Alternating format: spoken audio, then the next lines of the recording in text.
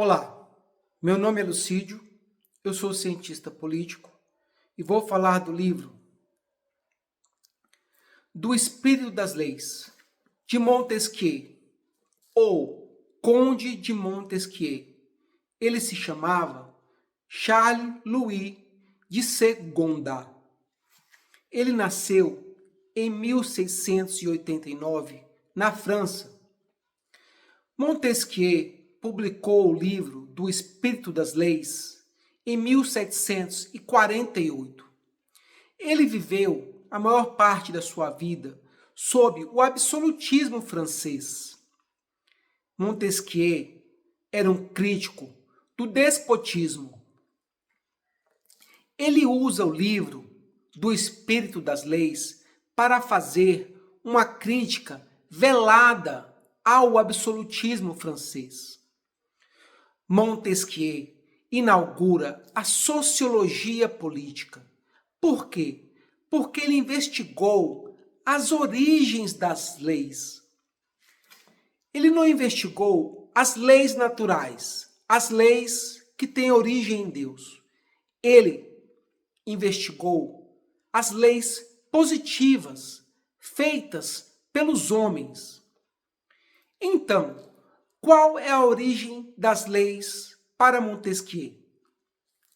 Para ele, as leis são relações necessárias derivadas da natureza das coisas. Vou repetir. Para Montesquieu, as leis são relações necessárias derivadas da natureza das coisas. O que ele está tentando dizer? Para ele, as leis são derivadas de fenômenos físicos, morais, sociais e políticos de um povo. Por fenômenos físicos, ele está se referindo ao clima, à geografia de um país. Aos fenômenos morais, ele está se referindo à religião, às crenças de um povo. Em relação aos fenômenos sociais, ele está se referindo aos costumes e ao comércio. Em relação aos fenômenos políticos, ele está se referindo às formas de governo e às relações entre as classes sociais. Tudo isso influencia na elaboração das leis, o objeto de pesquisa de Montesquieu. Duas coisas são importantes para Montesquieu e que influenciam na natureza das leis: a natureza de um governo e o princípio de um governo. A natureza de um governo é a sua estrutura. O princípio é o que faz o governo agir, é o que move o governo. Ambos influenciam na natureza das leis. Vou falar primeiro sobre a natureza de um governo. Na República, a natureza de um governo é que o poder pertence ao povo. Na República Democrática existem eleições. E na República Aristocrática, o poder pertence a um certo número de pessoas, a uma minoria.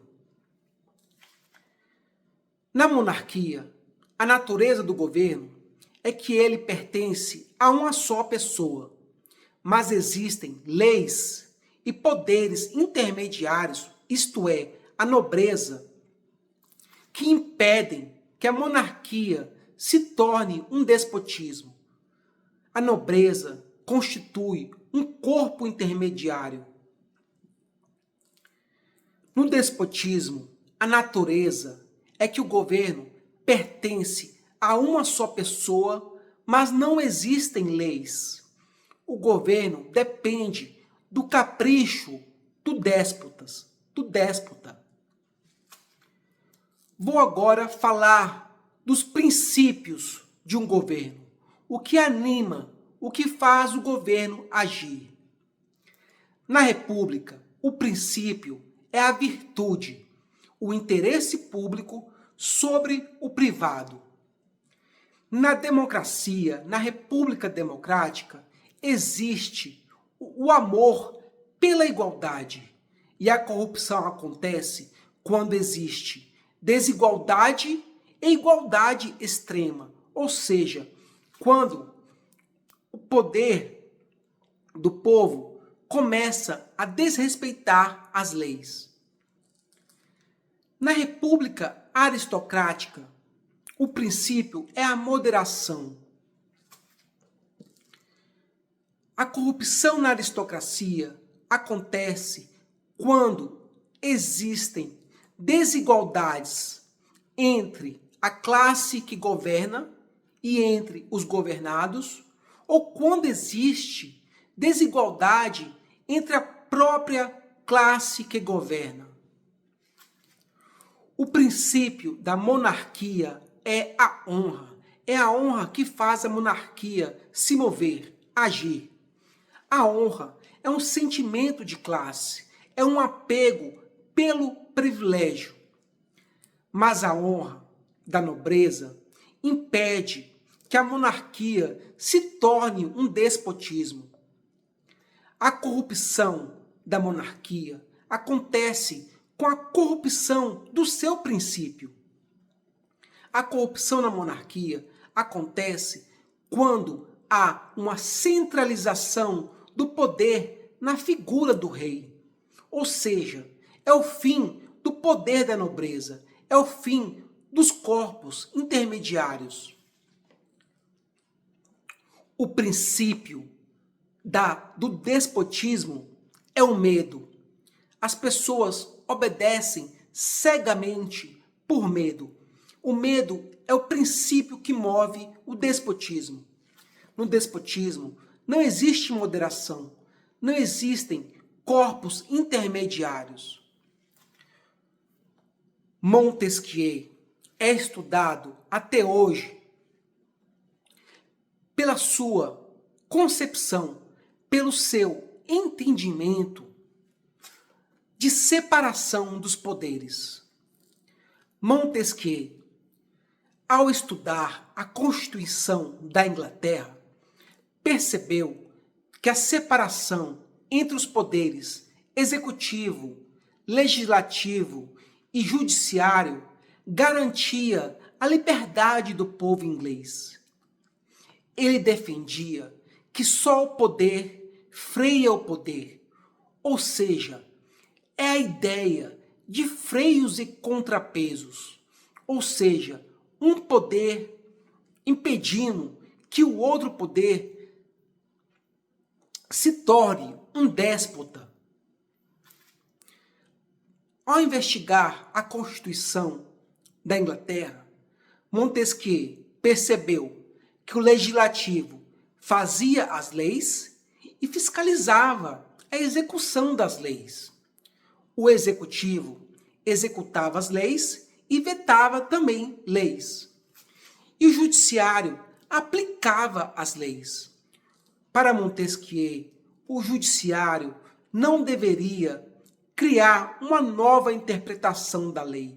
Ele deveria ser um poder mudo, ou seja, ele deveria apenas aplicar estritamente o que está escrito na lei. Para Montesquieu, a liberdade é fazer tudo o que as leis permitem. Não significa fazer tudo o que se quer. Para Montesquieu, a concentração dos poderes em um só corpo compromete a liberdade. Para Montesquieu, a separação dos poderes garante a liberdade de um povo. Por que Montesquieu é estudado? Por que ele é importante até hoje? Porque Montesquieu influenciou a elaboração da Constituição norte-americana. A separação dos poderes foi absorvida, foi adotada pelos pais fundadores da Constituição norte-americana. E com isso, ele influenciou a Constituição de diversos outros países no mundo ocidental.